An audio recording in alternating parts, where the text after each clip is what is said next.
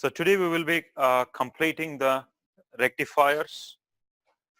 So last class we talked about half-wave rectifiers. Today we will be looking at full-wave rectifiers and the subsequent stages of the power supply, which are filters and then regulators.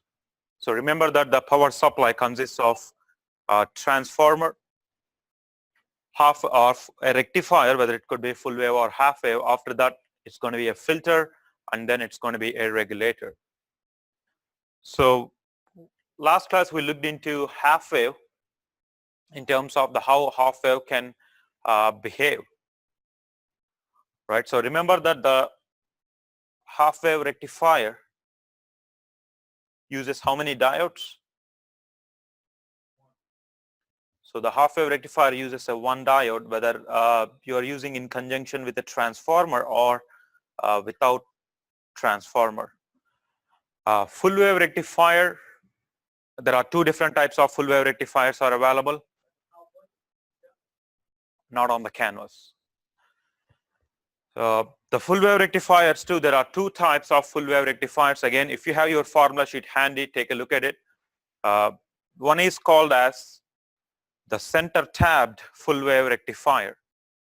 Center tap is a type of transformer. So we're going to kindly or quickly go over what the center tap transformer means.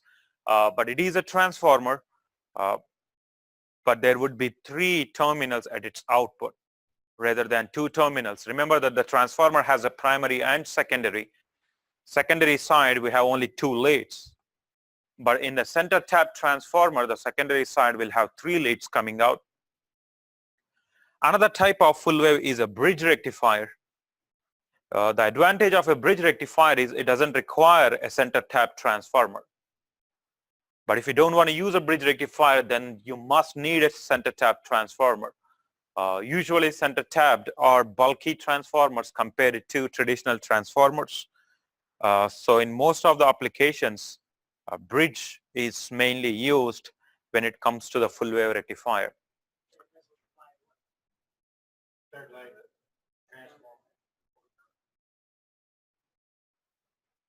So those are the two we will be talking about. After that, we will be looking at filters. Remember, the purpose of the filters is to smooth down the ripples, correct? Smooth ripples that are basically occurring in the full wave or half wave rectifiers. There is a spelling mistake right there.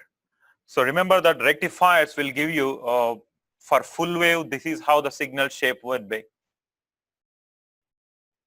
Again, there are too many fluctuations in the signal. So we have to pass this through a filter. Remember, the application we are referring to a DC power supply. So the final outcome that we are looking at in a DC power supply is almost a fixed line. That's basically the DC signal. But when a signal passes through a rectifier, it's not definitely a smoother signal. So we have to use a filter to smooth down the ripples. But the outcome of the filter is also not going to be, so the outcome of the filter will look something like that. So it's not as smooth as the required DC signal. So the final stage of the rectifier is a regulator. So this one we kind of talked about in the last class in terms of the blocks that are required for the power supply. So let's get started on the full wave rectifier. So a full wave rectifier allows the unidirectional current. Of course, the full wave rectifier also requires diodes as well to block the current in another direction. But the current flows through for the entire 360 degrees of the input cycle. So if I take one input cycle, for example, just like that. So that's one input cycle, correct? One full cycle of a sine wave. If I compare with the output signal of full wave rectifier just for one full cycle of the input signal, so what basically happening is, you can see the positive cycle is simply transferred over. So the positive cycle is simply transferred over, but the negative cycle was flipped towards a positive cycle. So that being said, that negative cycle was flipped 180 degrees in terms of the phase shift, so that negative cycle will completely becomes the positive cycle.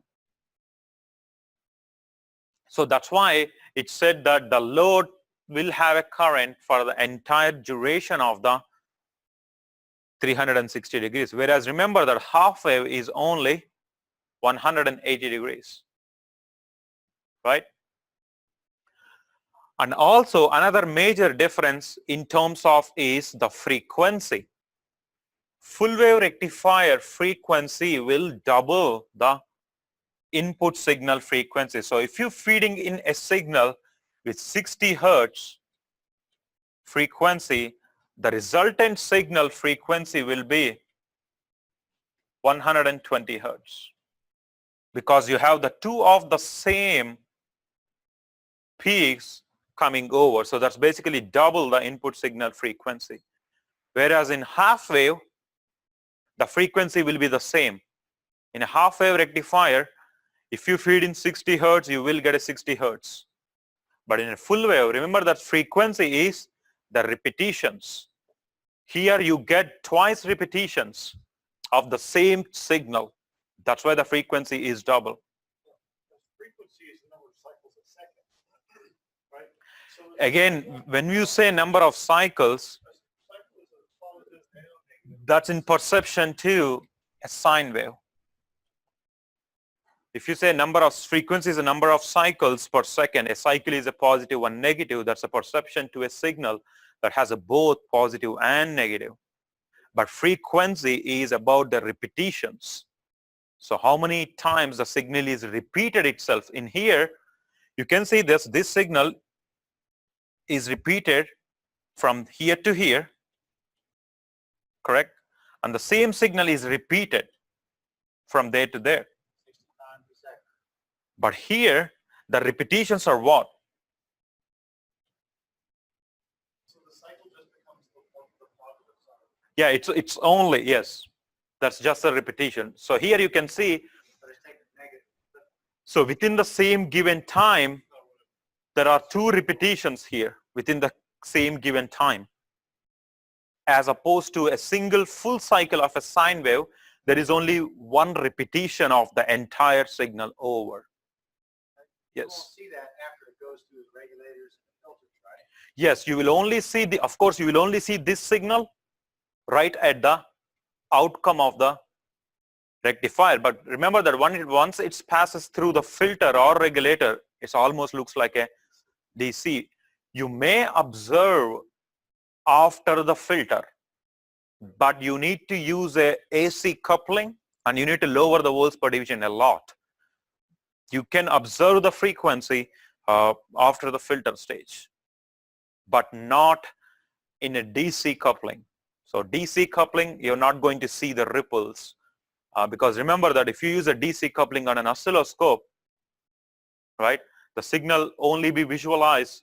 It's a AC plus DC. So what you will see is very slightly variations. So this is also a ripple, but not as a perfect straight line. But if you want to see it, you can see it after the filter, but not after the regulator. So you cannot see this 120 hertz after the regulator, but you can see it after the filter, right?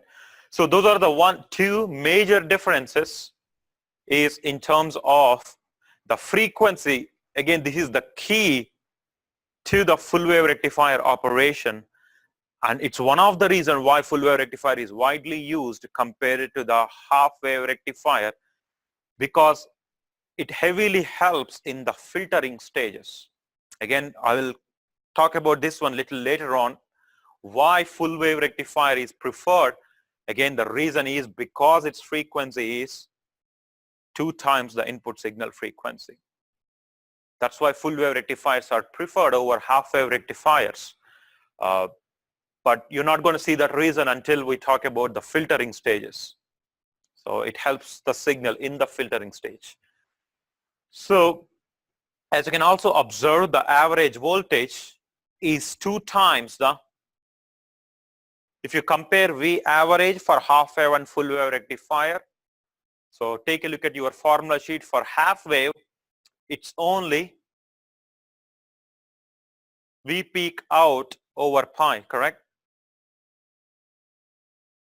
Is that right? But for full wave, you see that number 2 right there. So because you have 2 repetitions, 2 peaks that are occurring, so that's why the number 2 is up there. So that's for the average voltage that you will be looking at. So remember that the V average is the DC equivalent of the signal, right? So how much DC voltage we are looking at as an outcome of the rectifier.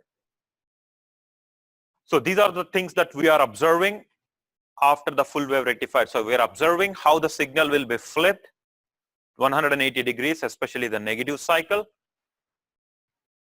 And the difference in terms of, this is where you will observe when we do in the lab in the full wave rectifiers, that will be in our next class. That's where you will be observing the frequency becomes twice the input signal frequency. So let's take a look at, there are two, as I said, there are 2 circuits that are responsible for full wave rectifiers.